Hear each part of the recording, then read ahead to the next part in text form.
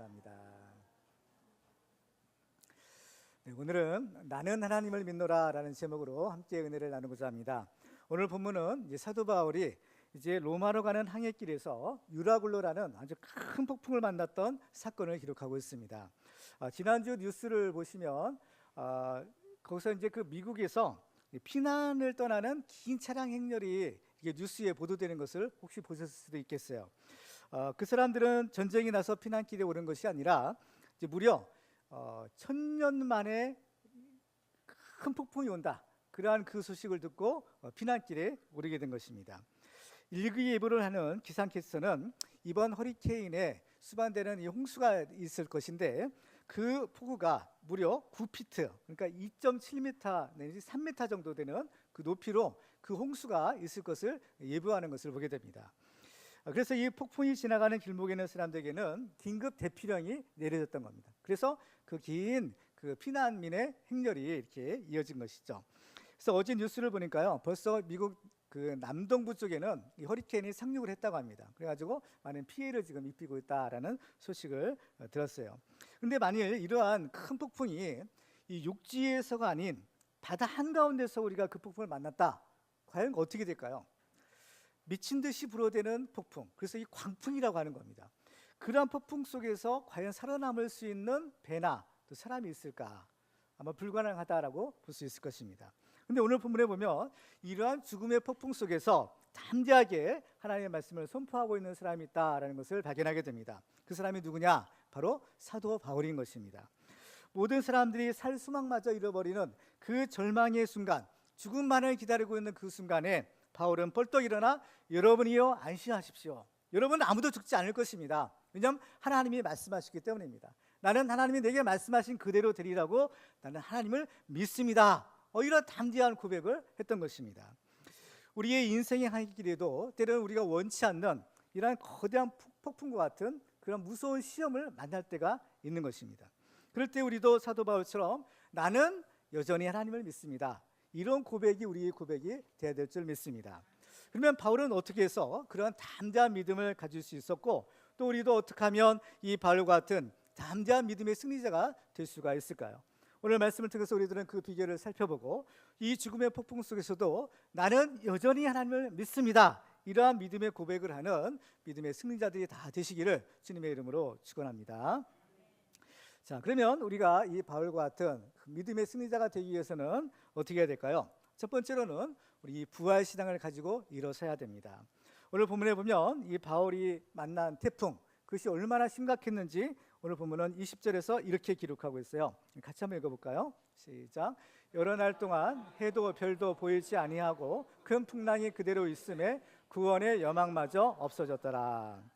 20절의 한 절의 말씀은 우리들에게 그 당시에 있었던 세 가지 상황을 우리에게 알려주고 있는 것을 보게 됩니다. 첫 번째로는 여러 날 동안 해도 별도 보이지 아니했다라고요. 그 당시에 이제 그 배라는 것은 지금처럼 이런 항해 기술이나 또 이런 항해 도구들이 그렇게 많이 발달되지 않는 시대인 겁니다. 그래서 이 배가 항해할 때 어떤 그 좌표로 삼던 것들이 뭐냐, 또 해나 또 달 또 별 또 이런 것들을 보고 이 방향을 가르면서 항해를 했던 시대입니다. 그런데 그 해도 달도 별도 빛을 잃은 그야말로 깜깜한 암흑과 같은, 분간할 수 없는 그러한 깜깜한 암흑 가운데 그들이 있었던 것입니다. 그러니까 이 암흑 가운데 그들이 어디로 가야 될지도 모르고 또 지금 그들이 어디로 가고 있는지조차도 도무지 분간을 할 수가 없는 그러한 암흑 상태였다라는 사실입니다. 두 번째로는 큰 풍랑이 그대로 있었다라고 기록하고 있습니다. 성경의 기록을 보면 그들은 무려 2주간 14일 동안이나 이 폭풍 속에서 이리 밀리고 저리 밀리고 그 폭풍 가운데 시달렸던 것을 볼 수가 있어요. 육지 같으면 이 폭풍이 지나가니까 뭐 하루나 이틀 뭐 사나흘 정도 이게 폭풍 속에 있겠지만, 그러나 지금 어떻게 바다 가운데 바람이 부는 대로 그래서 거기서 이제 쓸려가기 때문에 그 여러 날 동안을 이 폭풍 가운데 있게 된 것입니다. 그래서 이 배의 선원들은 자기들이 할 수 있는 모든 수단을 다 동원하죠. 그렇지만은 이 태풍, 이 어마어마한 거대한 태풍 속에서는 그들이 가진 기술도 아무 소용이 없었어요. 그래서 심지어는 그 배에 싣고 왔던 화물도 버리고 또 그 배를 움직이는 데 필요한 필수적인 그러한 연장들까지도 다 바다에 던지는 그러한 일을 하게 됩니다. 그렇지만 그럼에도 불구하고 배를 통제할 수 없고 그냥 아무런 일도 할 수 없는 그러한 상태가 돼버리고 마는 겁니다. 그들이 이러한 배의 화물과 또 배의 기구들을 버렸다라는 것은 무엇을 의미하는가 하면 지금까지 그들의 삶의 목적으로 삼았던 것을 다 포기하고 버렸다라는 것을 의미하는 것입니다. 그들이 이 항해길에 떠난 이유가 무엇이겠어요? 그들이 그 안전한 미항이라는 항구에 도착했지만 그들이 또 다른 항구를 위해서 갔던 항해를 또 떠나야만 했던 그 이유가 무엇이겠습니까? 바로 그들의 재물, 그들의 화물을 안전하게 지키고 또 이것을 또 많은 이득을 받고 팔아서 바로 돈을 벌기 위해서인 거예요. 근데 그들이 그렇게 목숨까지 걸 정도로 소중하게 여겼던 화물들을 그들의 손으로 바다에 다 던져버리게 된 것입니다. 왜냐? 바로 이 죽음 앞에서는 이러한 물질이 아무짝에도 소용이 없었다는 것을 알았기 때문인 것이죠. 그래서 그들이 지금까지 목표로 삼았던 그 소중한 재물, 그 돈을 그들의 손으로 스스로 바다에 던져버리게 된 것입니다. 그렇지만 죽음 앞에서는 그러한 시도조차 아무런 또 소용이 없게 되는 것이에요. 돈이면 안 되는 것이 없는 줄 알고 돈만 있으면 행복한 삶을 살 줄 알았지만 막상 이 죽음 앞에 서니까 그런 것들은 자기의 생명을 지키지 못할 뿐만 아니라 오히려 그 구원의 걸림돌이요 또 짐이 되고 말았던 것입니다.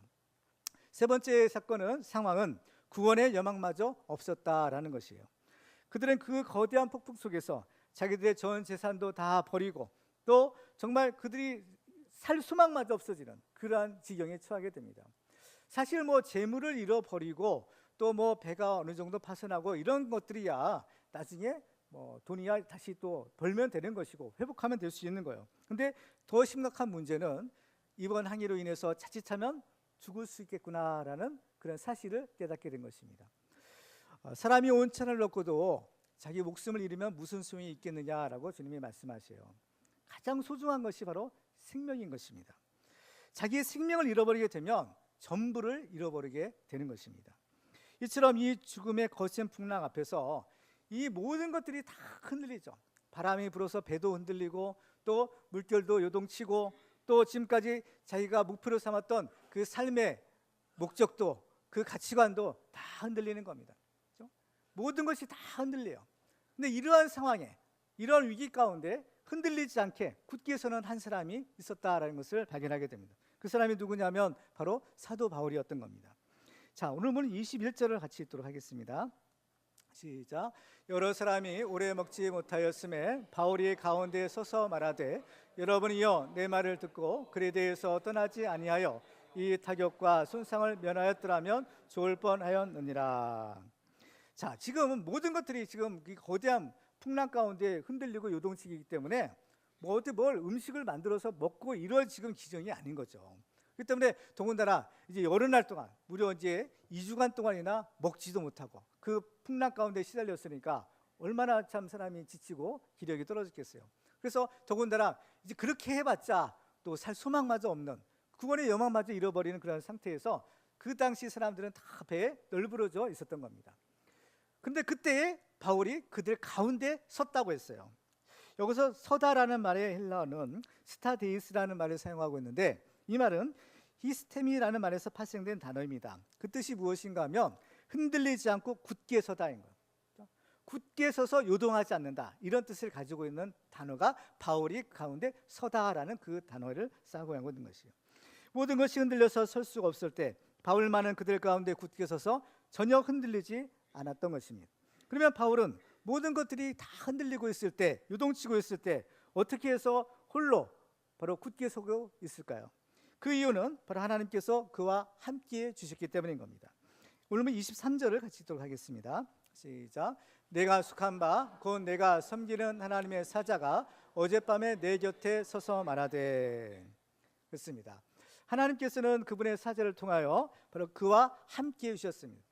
바울이 믿는 하나님, 그분은 먼 곳에 계신 그러한 아득한 하나님이 아니라 바울의 바로 곁에서 바울에게 찾아오시는 하나님이셨던 것입니다. 그러면 그 하나님의 사자가 바울에게 무슨 말을 했을까요? 24절을 같이 읽어볼까요? 시작. 바울아 두려워하지 말라. 내가 가이사 앞에 서야 하겠고 또 하나님께서 너와 함께 항해하는 자를 다 내게 주셨다 하셨으니. 자, 여기서 보면 하나님의 사자가 바울에게 먼저 바울아 두려워하지 말라라고 합니다. 두려워하지 말라. 지금 여호와의 사자가, 하나님의 사자가 바울에게 두려워하지 말라라고 했다라는 것은 무엇을 의미하는 걸까요? 지금 바울이 두려워하고 있었다라는 겁니다. 두려워하는 거예요. 그러니까 이 죽음의 폭풍 속에서 바울도 처음에는 그 배에 타고 있던 다른 사람들처럼 마찬가지로 두려워했다는 겁니다. 사실 이 죽음의 폭풍 속에서 두려워하지 않을 사람이 누가 있겠습니까? 모든 사람이 이 죽음 앞에서는 다 두려울 수밖에 없는 것입니다. 여기에는 바울도 예외가 될 수가 없는 것입니다. 믿는 사람일지라도 그렇죠? 이 폭풍 속에서 이 죽음의 앞에서 두려울 수 있는 겁니다. 두려울 수 있는 거예요. 그런데 이 두려워하는 바울에게 하나님의 사자가 말씀합니다. 바울아, 두려워하지 말라라는 거예요. 그렇죠? 바울은요, 이번뿐만 아니라 앞부분에서도 두려워했다라는 것을 알게 돼요. 사도행전 18장 앞장에 보면 바울이 고린도 지역에서 전도할 때 주님께서 바울에게 이런 말씀을 하시는 것을 보게 돼요. 사도행전 18장 9절과 10절 같이 읽어볼까요? 시작. 밤에 주께서 환상 가운데 바울에게 말씀하시되 두려워하지 말며 침묵하지 말고 말하라. 내가 너와 함께 있음에 어떤 사람도 너를 대적하여 해롭게 할 자가 없을 것이니 이는 이 성중에 내 백성이 많음이라 하시더라. 아멘. 그 당시 고린도 상황을 보면 고린도에서 바울이 전도하고 하나님 일을 하는데 바울을 대적하는 자들이 일어났다는 것을 알게 됩니다. 바울의 말을 듣지 않아요. 바울을 비방하고 오히려 바울을 대적하는 자들이 생기게 된 것입니다. 그래서 바울이 그들을 떠나 바로 이방인들, 바로 헬라인들에게 복음을 전하겠다라고 선언하죠. 이렇게 바울을 대적하는 자들 때문에 바울은 어때요? 두려웠던 겁니다. 고린도전서 2장 3절에 보면 내가 너희 가운데 거할 때에 약하고 두려워하고 심히 떨었노라 라고 고백하고 있어요. 고린도 교회에 편지를 할 때 바울은 예전에 내가 너희 가운데 거할 때 내가 약하고 두려워하고 심히 떨었다라는 겁니다. 천하의 바울이 어떻게 그렇게 두려워하고 떨 수 있었을까? 사실이라는 거예요. 왜? 바울도 우리와 같은 인간이기 때문인 겁니다. 우리와 같은 연약한 성정을 가진 한 사람의 인간이었던 거예요. 그렇죠? 그러한 두려움에 떨고 있는 바울에게 주님께서 나타나셔서 바울아 두려워하지 말라라고 말씀하시는 겁니다. 바울이 지금 이렇게 담대하게 일어나서 하나님의 말씀을 전할 수 있었던 까닭은 바로 그 하나님이, 그 주님이 바로 바울에게 함께 하시기 때문인 겁니다. 그렇죠? 마태복음 14장에 보면 제자들이 이제 배를 타고 갈릴리 바다를 건너는 장면을 기록하고 있어요. 근데 그때 마침 거센 풍랑이 일어나서 배가 침몰할 그런 지경에 이르게 됩니다. 그러자 이 죽음의 앞에서 제자들이 다 두려워 떠는 거예요. 근데 그때 마침 예수님께서 무리를 걸어서 그들에게 다가오셨습니다. 근데 어떻게 사람이 무리를 걸을 수 있어요? 상식적으로는 도저히 이해가 되지 않는 부분입니다. 그렇기 때문에 제자들은 저것은 유령이구나. 유령이 나타났다. 지금 막 풍랑이 불고 지금 어려운데 더 설상가상으로 유령까지 나타났으니까 얼마나 어렵고 얼마나 무서웠겠어요. 다 유령이 나타났다 무서워 떨고 있는데 주님이 말씀합니다. 안심하라 하는 거예요. 마태복음 14장 27절에 보니까 예수께서 즉시 이르시되 안심하라 나니 두려워하지 말라는 거예요. 두려워하는 그들에게, 떨고 있는 그들에게 주님이 나오셨어요. 그래서 안심하라는 겁니다. 두려워하지 말라는 거예요. 왜 주님께서는 그들에게 안심하라고 하셨을까요? 오늘 본문에서 바울도 여러분들이 안심하라라고 말합니다. 왜 안심할 수 있겠어요? 그 죽음 앞에서 어떻게 안심할 수 있겠습니까? 바로 주님이 함께 하시기 때문인 겁니다. 우리를 삼키려는 그 거센 폭풍, 죽음의 그 폭풍도 주님께서는 다스릴 수 있기 때문인 거예요. 그 바람과 바다도 주님의 손 안에 있다라는 사실을 우리가 알아야 되는 겁니다. 그렇죠? 예수님이란 우리와 함께 계시면 우리는 아무것도 두려워할 필요가 없어요. 마가복음 4장에도 보면 또 예수님께서는 제자들과 함께 배를 타고 갈릴리 바다를 또 건너시는 장면이 있어요. 근데 그때는 예수님이 함께 계셨어요. 근데 그때도 역시 큰 광풍이 일어났다고 합니다. 그래가지고 이제 배가 곧 침몰할 위기에 처한 것이죠. 그렇지만 예수님은 여전히 잠들고 계시는 거예요. 예수님에게는 아무 문제가 없어요. 그렇죠? 제자들은 지금 막 우리 꼽져 죽었다. 심지어는 원망도 합니다. 예수님 우리가 죽게 되었는데 왜 그냥 계십니까? 우리를 도와주십시오. 깨워요. 그러니까 예수님께서 일어나셔서 어떻게 해요? 마가복음 4장 39절에 보면 이렇게 기록합니다. 같이 읽어볼까요? 시작. 예수께서 깨어 바람을 꾸짖으시며 바다더러 이르시되 잠잠하라 고요하라 하시니 바람이 그치고 아주 잔잔하여 지더라. 아멘. 주님이 말씀하시니까 꾸짖어 이르시되 잠잠하라, 고요하라니까 어때요? 그 말씀대로 딱 고요해진 겁니다. 그러니까 제자들이 깜짝 놀래요. 이분이 누구시길래 바람과 바다도 복종하는가? 누구시겠어요? 바로 그 바람과 바다를 지으신 창조주 하나님이신 겁니다. 그 창조주 하나님이 오셔서 말씀하시니까 다 굴복하지 않을 수 없는 것이죠. 그렇죠? 우리 인간의 생사화복은 전적인 하나님의 손에 달려 있는 겁니다. 하나님의 손에 있기 때문에 하나님의 허락이 없으면 아무것도 우리를 건들 수가 없어요. 우리의 생명도 하나님의 손에 있는 겁니다. 그 때문에 하나님의 허락이 없으면 우리는 죽을래야 죽을 수가 없는 겁니다. 우리가 죽고 싶어도 하나님이 살려주시면 우리는 죽을 수 없는 거예요.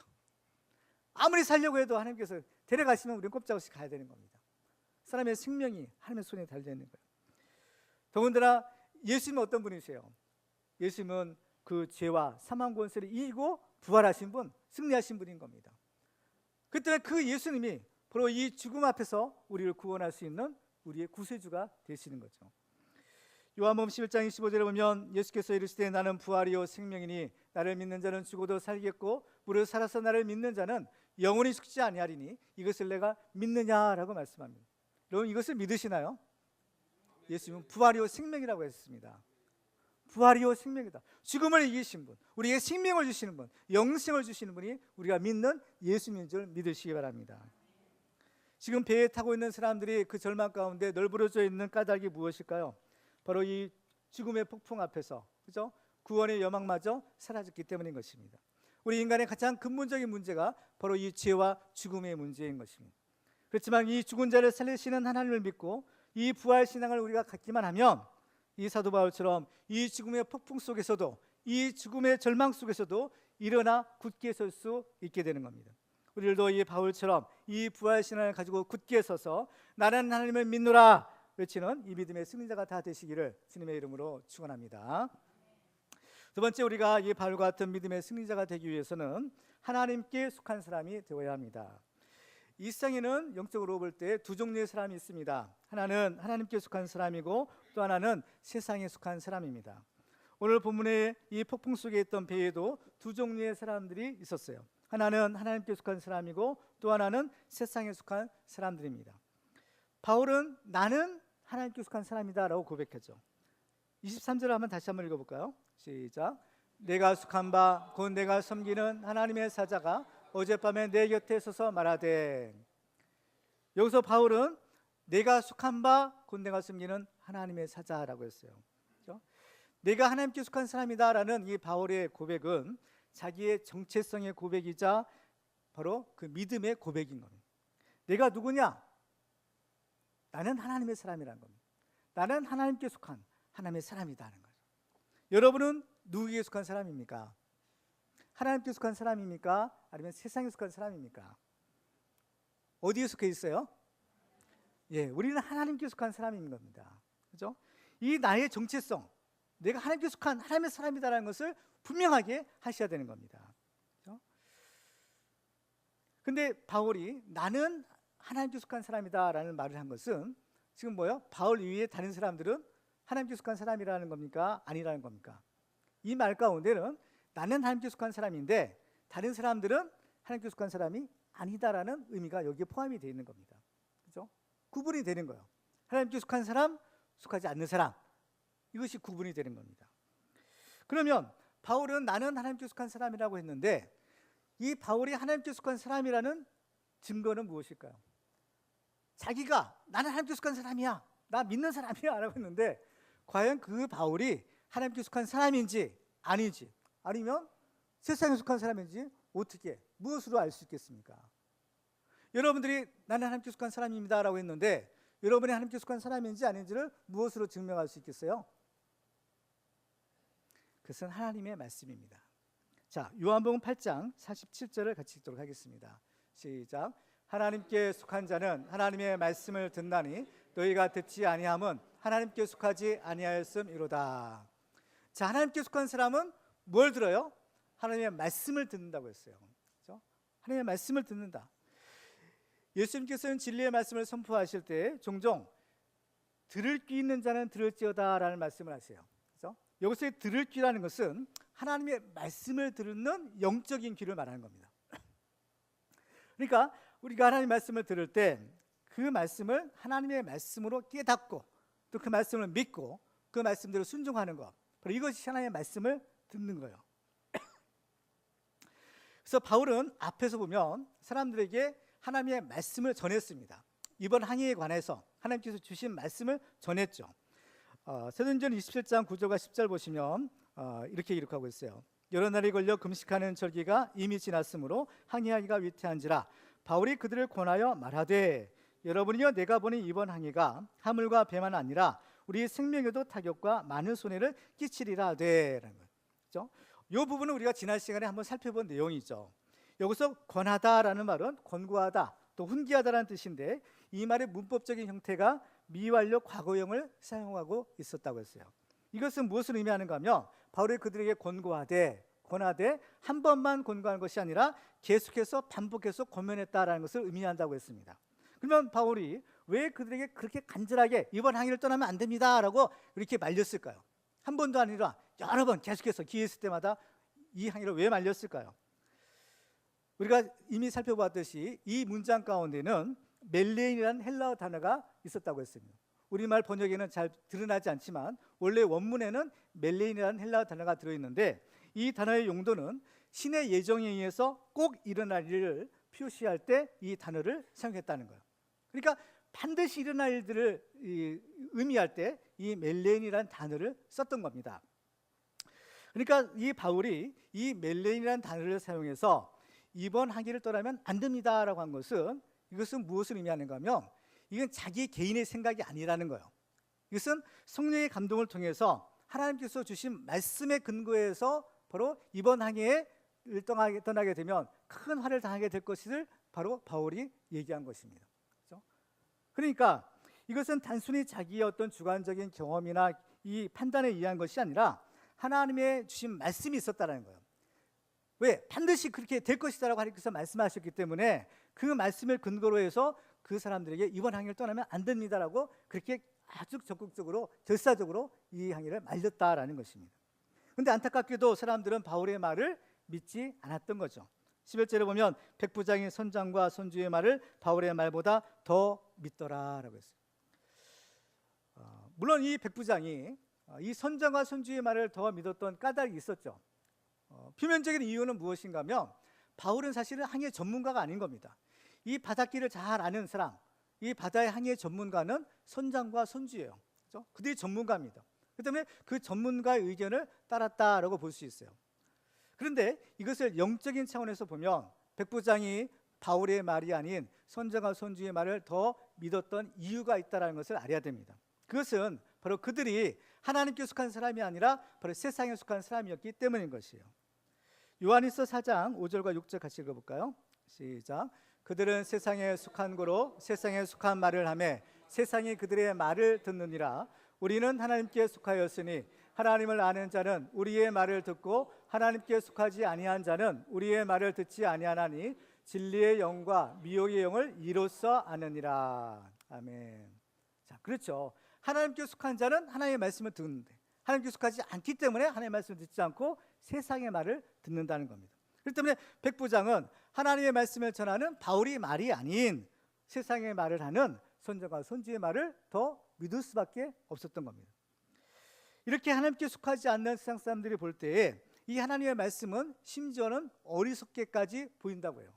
고린도서 2장 16절에 보면 육에 속한 사람은 하나님의 성령의 일들을 받지 아니하나니 이는 그것들이 그에게는 어리석게 보이며 또 그는 그것들을 알 수도 없나니 그러한 일은 영적으로 분별되기 때문이라고 했어요.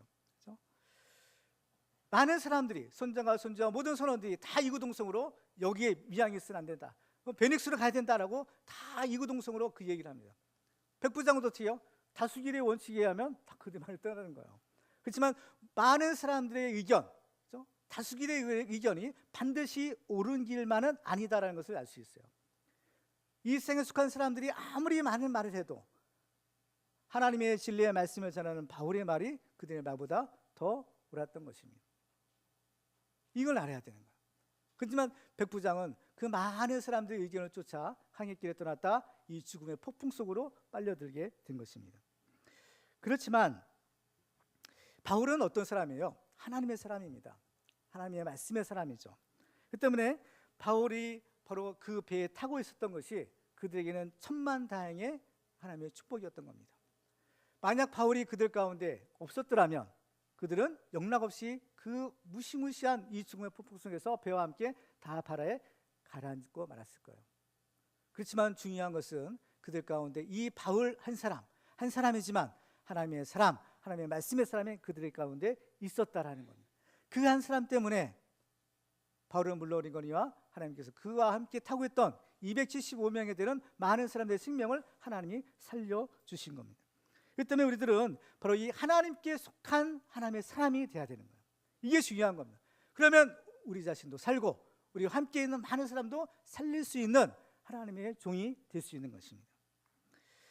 우리가 하나님께 속한 사람이 될 때 하나님께서는 우리를 지키시고 우리를 보증해 주세요. 하나님은 하나님의 것을 절대로 다른 어떤 무엇에도 빼앗기는 법이 없는 겁니다. 그렇죠? 하나님이 너는 내 것이다. 딱 하나님께 선언하시면 누가 우리를 하나님의 손에서 빼앗아갈 수 있겠어요? 누가 우리를 해칠 수 있겠습니까? 자, 이사야서 43장 1절로 3절을 같이 읽습니다. 시작. 야곱아, 너를 창조하신 여호와께서 지금 말씀하시느니라. 이스라엘아, 너를 지으신 이가 말씀하시느니라. 너는 두려워하지 말라. 내가 너를 구속하였고 내가 너를 지명하여 불렀나니 너는 내 것이라. 내가 물 가운데로 지날 때 내가 너와 함께할 것이라. 강을 건널 때 물이 너를 침몰하지 못할 것이며 내가 불 가운데로 지날 때 타지도 아니할 것이요 불꽃이 너를 사르지도 못하리니 대저 나는 여호와 내 하나님이요 이스라엘의 거룩한 이요 내 구원자임이라. 아멘. 자, 하나님이 말씀을 주셨는데 하나님께서 바울에게 이 말씀을 이루어 주시는 겁니다. 성취하시는 거죠. 바울이 하나님께 속한 하나님의 사람이 되니까 하나님께서는 그 말씀대로 바울이 물 가운데로 지날 때 물이 그를 침몰하지 않도록 그를 건져주시는 겁니다. 그렇죠? 바로 이 하나님의 사람이 될 때 하나님의 보증과 하나님의 보호하심을 받을 수가 있게 되는 겁니다. 그래서 우리들도 이 하나님께 속한 하나님의 사람이 되어 담대한 믿음의 승자가 다 되시기를 주님의 이름으로 축원합니다. 세 번째로 우리가 바울과 같은 이 믿음의 승리자가 되기 위해서는 하나님을 섬기는 사람이 되어야 합니다. 바울은 자신이 내가 하나님께 속한 사람이다 라고 고백할 뿐만 아니라 나는 하나님을 섬기는 사람이다 라고 또 말해요. 23절 보시면 내가 속한 바 곧 내가 섬기는 하나님의 사자가 어젯밤에 내 곁에 서서 말했다 라고 말합니다. 바울은 나는 하나님께 속했을 뿐만 아니라 그 하나님을 섬기는 사람이다 라고 말하는 겁니다. 근데 하나님께 속한다라는 것과 하나님을 섬긴다라는 것은요 지금 여기서 구분하고 있어요. 근데 사실은 이게 구분해서는 안 되는 것이고 구분할 수도 없는 겁니다. 왜냐? 진짜 하나님께 속한 사람이라면 이제 하나님께 속한 구원받은 사람일 뿐만 아니라 이제 그 하나님을 섬기는 하나님의 일꾼, 하나님의 사명자가 되어야 되기 때문인 것이죠. 근데 왜 이렇게 구분하느냐? 이유가 있어요. 그것은 바로 하나님께 속한다 하지만 하나님을 섬기지 않는 자들이 있기 때문인 겁니다. 그 때문에 이것을 지금 구분해 놓는 거예요. 그래서 사실은 구분할 수가 없는 겁니다. 그렇죠? 우리가 하나님께 속한 사람이 되기 위해서는 하나님을 믿어야 되는 거죠. 하나님을 믿는다는 것 자체가 하나님을 영접하는 것 아니겠어요? 요한복음 1장 12절에 보면 영접하는 자 곧 그 이름을 믿는 자들에게는, 그렇죠? 하나님을 믿는 것이 뭡니까? 하나님을 영접한다는 거예요. 하나님을 영접하되 어떻게 영접해요? 내 인생의 주인으로, 왕으로 모시는 거예요.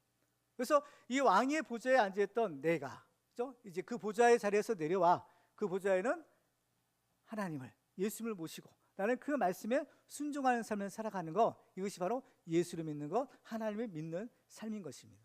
그렇죠? 그런데 자, 하나님을 믿는다 하면서도 여전히 자기가 자기 인생의 보좌에 앉아 내 인생 내 마음대로 살고, 그렇죠?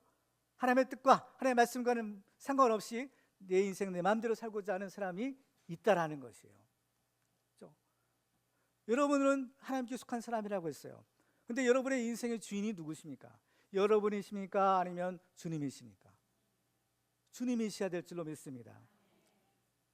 그래서 바울은 나는 내가 속한 바, 내가 섬기는 하나님을 믿는다라고 고백하는 것입니다.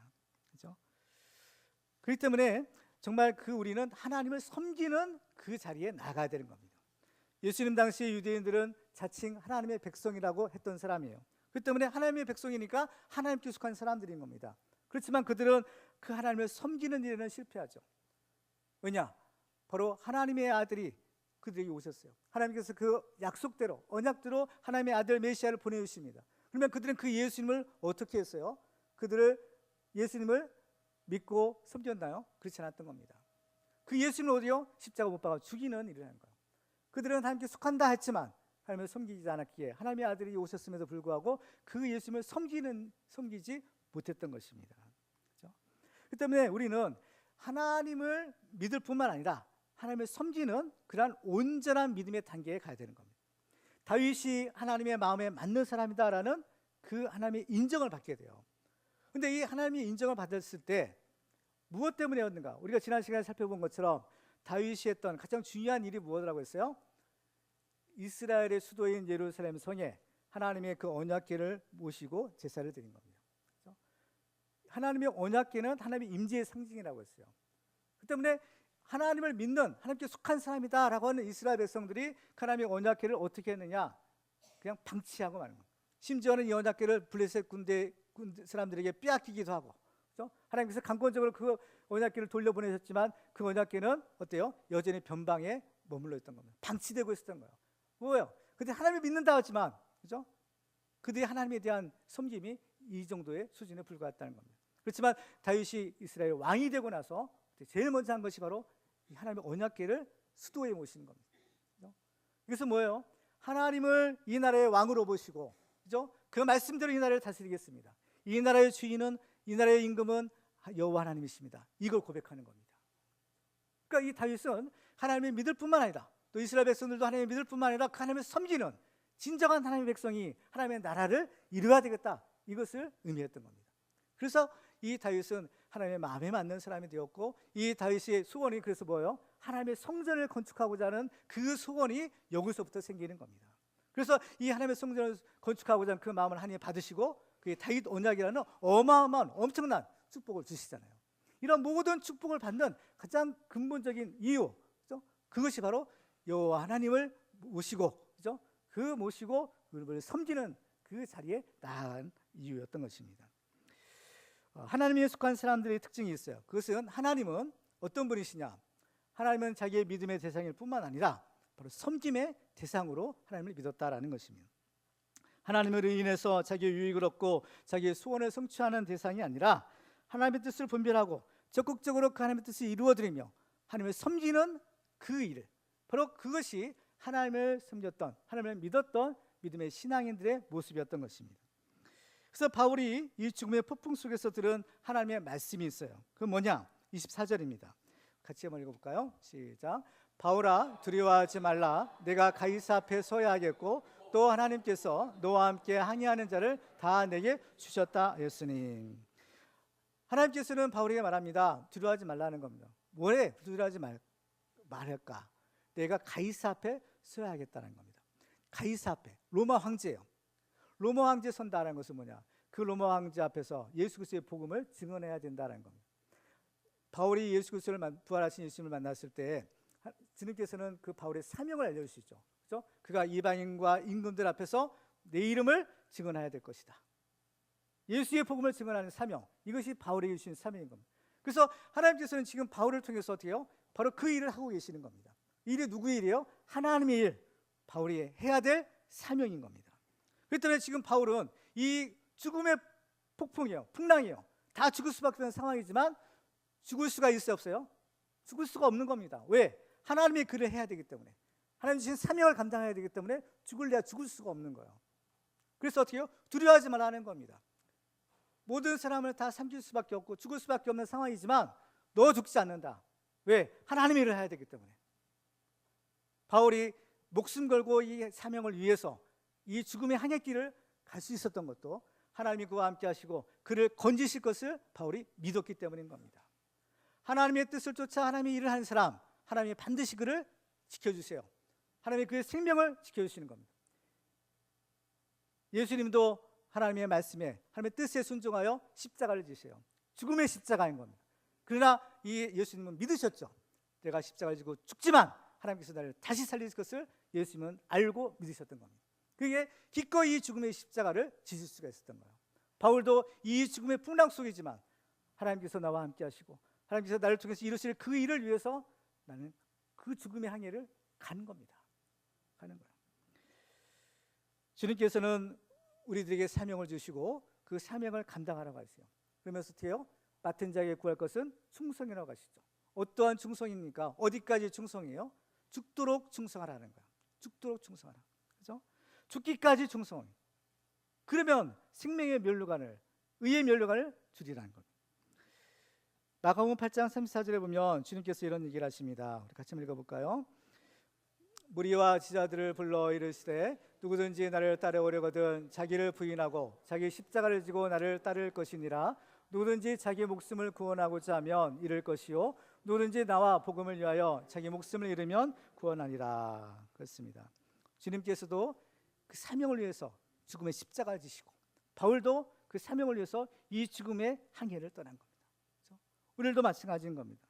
우리는 하나님께 속한 사람이다. 여기에 만족하지 말고 적극적으로 이 사명의 자리, 하나님을 섬기는 자리에 나가시길 바랍니다.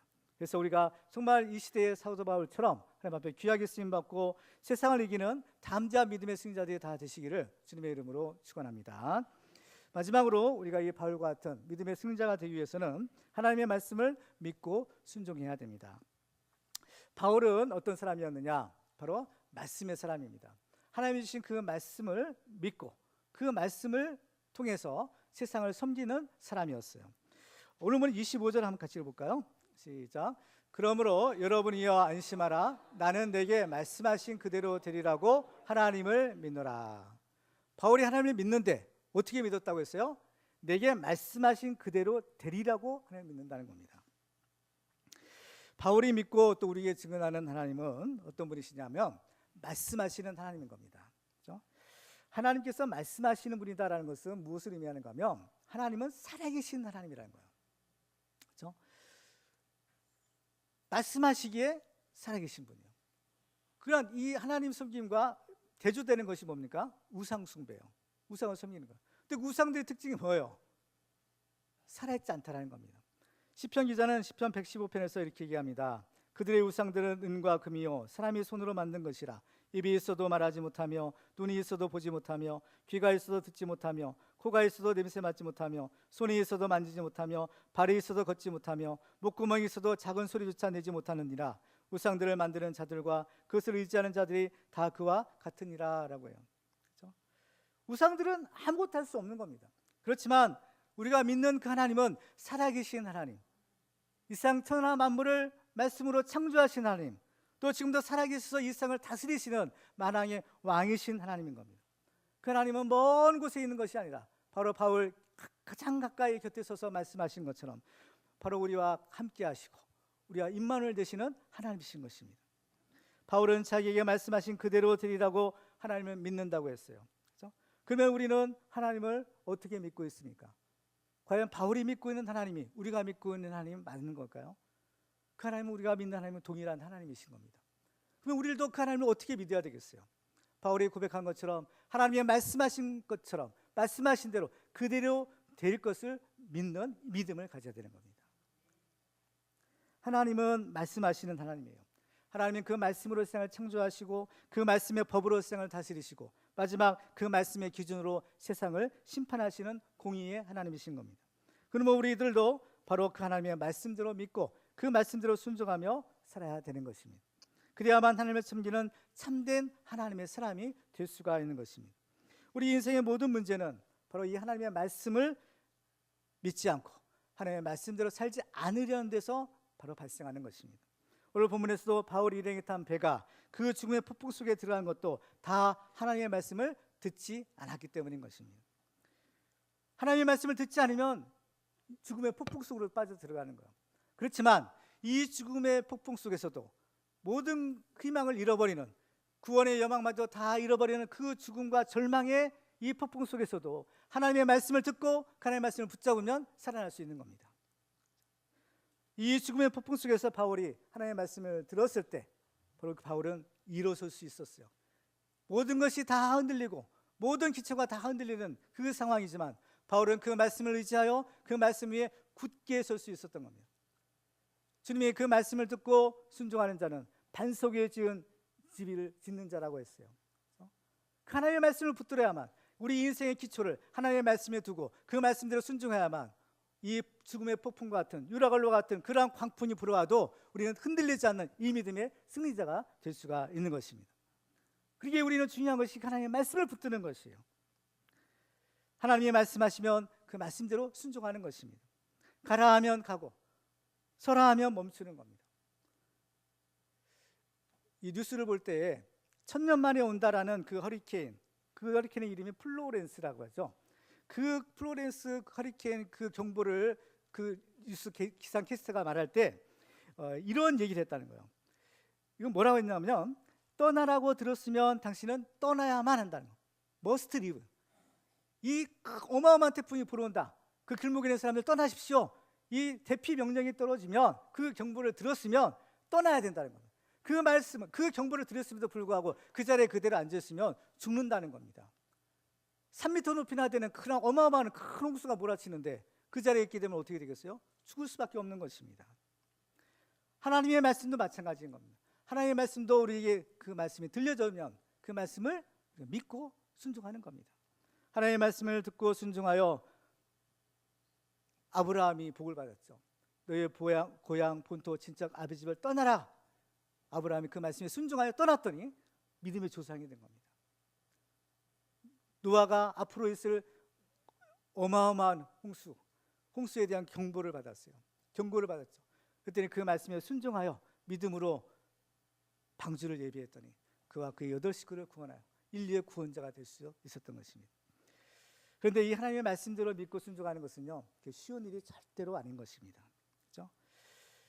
이 하나님의 말씀에 순종하는 것은요, 절대로 쉽고 넓은 길이 아니에요.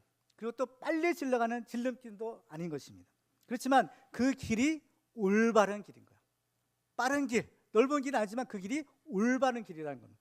진리의 길이요, 구원의 길이요, 생명의 길인 것입니다.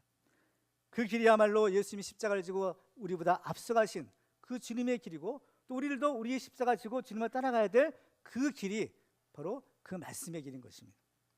말씀을 맺겠습니다. 이제 우리들도 이 하나님의 말씀대로 믿고 그 말씀대로 순종함으로써 어떤 이러한 어려운 풍랑 속에서도 바울과 같은 담대한 믿음의 승자들이 다 되시기를 주님의 이름으로 축원합니다.